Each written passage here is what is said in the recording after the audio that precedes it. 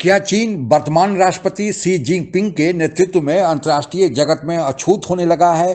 चीन ने दोस्त कम और दुश्मन ज्यादा बना लिए हैं। इस कारण चीन दुनिया में आज अलग थलग पड़ने लगा है। क्या चीन का पराभव या डिक्लाइन अब शुरू हो गया है? आज के इस वीडियो में इन्हीं प्रश्नों का जवाब तलाशने की कोशिश करेंगे। आइए आगे बढ़ते हैं।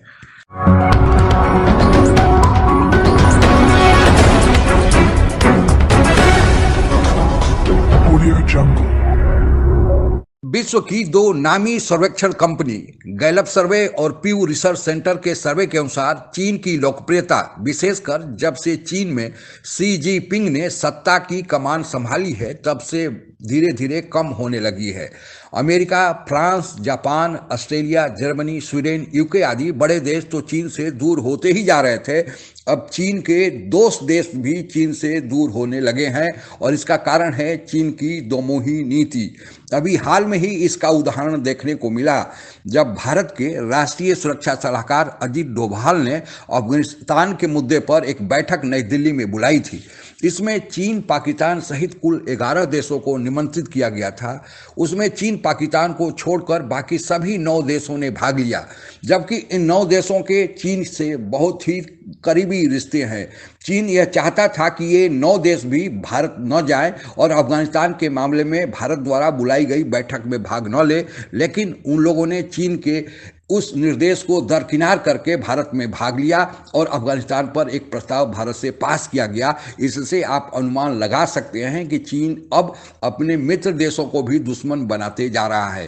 अंतर्राष्ट्रीय मामलों के जानकारों द्वारा जब यह पूछा गया कि आखिर चीन की जो लोकप्रियता है, चीन का पराभव है जो होने जा रहा है, आखिर इसके मूल में कारण क्या है, अंतर्राष्ट्रीय मामलों के जानकारों ने इसके 3 कारण गिनाए हैं। पहला, इस महामारी के दौरान, हालांकि महामारी का जन्मदाता ही चीन है, चीन का व्यवहार जैसा रहा है, जैसा उसने संदेहप्रद व्यवहार दुनिया के अन्य देशों से किया है। इस महामारी को जांच करने की अनुमति नहीं दी है, केवल वैक्सीन और दवाई देकर दूसरे देशों से पैसे वसूले हैं। इससे दुनिया के देशों का भरोसा चीन से घटा है। दूसरा, वन बेल्ट वन रोड कार्यक्रम जो चीन ने शुरू किया है ताकि वह दूसरे देशों में रोड, रेल रोड, इंफ्रास्ट्रक्चर आदि बनाए ताकि चीन का सामान उस रोड, रेल रोड से दूसरे देशों में जा सके और उसका माल ही दूसरे देशों में जाकर बिक सके।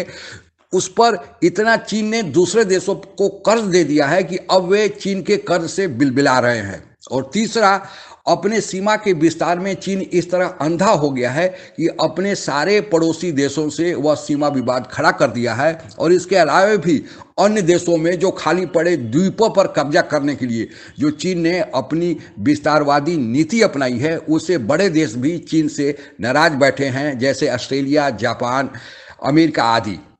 आप इसका उदाहरण अन्य भी देख सकते हैं कि रसिया एक जमाने में चीन का बहुत करीब आ गया था, क्योंकि सारे पश्चिमी देश चीन और रसिया दोनों से नाराज बैठे थे या उन्हें अलग थलग करने की कोशिश में थे। इस कारण चीन और रूस तो एक साथ आए, लेकिन चीन रूस के ही मित्र देश जो सेंट्रल एशिया के देश कहे जाते हैं, उनमें अपनी घुसपैठ बढ़ाकर उन्हें रूस से दूर करने की कोशिश की। तब रसिया की नींद खुली और यही कारण है कि रसिया के राष्ट्रपति भारत के दौरे पर आ रहे हैं और चीन को दरकिनार करके S-500 जो दुनिया का सर्वोत्तम मिसाइल डिफेंस सिस्टम है, भारत को ही दे रहे हैं। और यही नहीं, चीन के एक और दुश्मन देश कंबोडिया, जिसका साथ भारत का सीमा विवाद चल रहा है, उसको भी चीन रक्षा सामानों की आपूर्ति करता है। इसी तरह जितने भी अफ्रीका के देश हैं, चाहे वह घना हो, तांजानिया हो, इथोपिया हो, इन सब से चीन ओबीओर के नाम पर कर्ज तो दिया है, लेकिन अब इतना कर्ज के जाल में वे फंस गए हैं कि वहां पर आंदोलन चलने लगा है कि चीन का बहिष्कार किया जाए, चीनी प्रोजेक्ट को बंद कराया जाए। इसके अलावा पाकिस्तान का उदाहरण भी आप देख सकते हैं कि सी पैक के नाम पर पाकिस्तान को इतना कर्जा चीन ने दे दिया है कि चीन अब कर्ज से निकलने के लिए बिलबिला रहा है। श्रीलंका का भी उदाहरण है कि चीन ने इतना कर्ज दे दिया कि अगर श्रीलंका ने वह कर्ज नहीं चुका पाया तो फिर श्रीलंका का हबन बटोटा बंदरगाह ही चीन ने बंधक बना लिया है। और चीन इतना कर दे दिया है कि उस चीन की वसूली ही अब संभव नहीं है। और आप लोगों को पता ही है कि श्रीलंका में इस समय इकोनॉमिक इमरजेंसी लगी हुई है, क्योंकि उसकी हालत इतनी खराब है।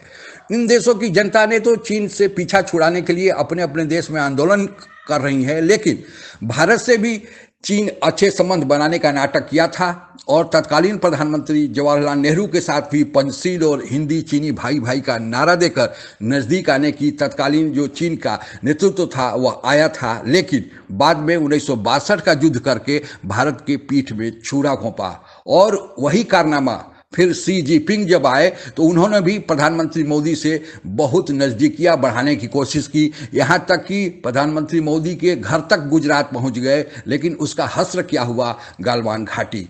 तो चीन कभी भी किसी का सगा नहीं हुआ है और यह बात अंतर्राष्ट्रीय जगत के देशों को समझ में आने लगी है।